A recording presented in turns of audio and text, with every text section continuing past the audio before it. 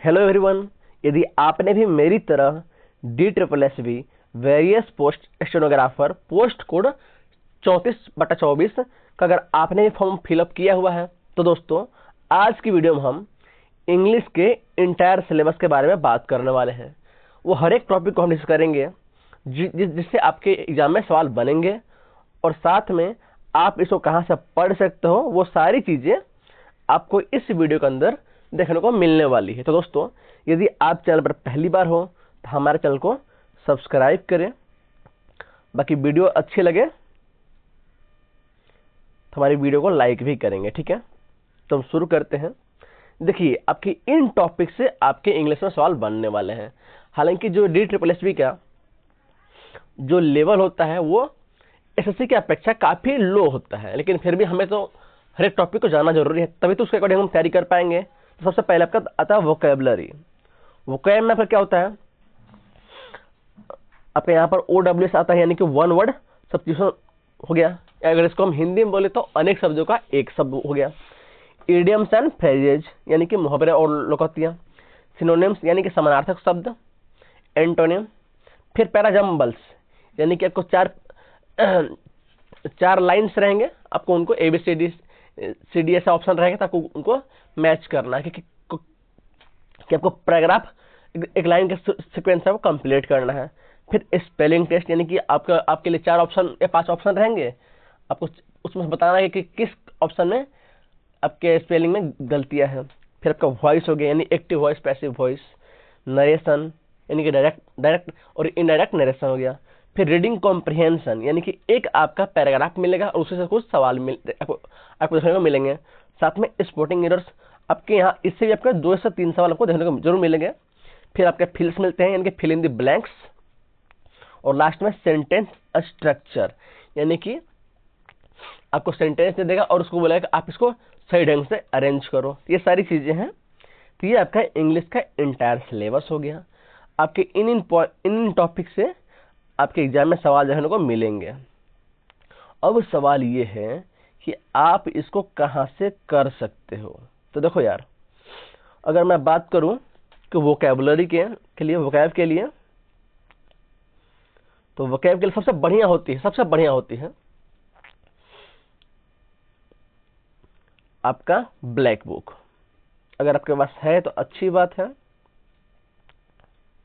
अगर नहीं है और आपने पहले से भी इंग्लिश नहीं पढ़ी हुई है तो आप बस इतना कर ले कि मोस्ट रिपीटेड आपके वोकैब सेक्शन में या यूट्यूब पर आपको वीडियो मिल जाएंगी कि मोस्ट रिपीटेड आपके 200 300 वोकैब जितने भी है मोस्ट रिपीटेड है, आप उनको पढ़ ले, थोड़ा सा नॉलेज आपको हो जाएगा। बाकी मैं भी आपके लिए वोकैब की एक मैराथन क्लास ला दूंगा जिससे आपको सवाल देखने को जरूर ही मिलेंगे।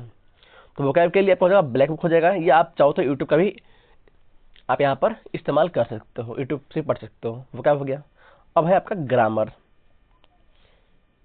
तो ग्रामर के लिए सबसे पहले तो आपको कर लेना है, वॉइस कर लेना है, टेंस पढ़ लेंगे। अब मुझे उम्मीद है कि अपना स्टूडेंट का फॉर्म भरा हुआ है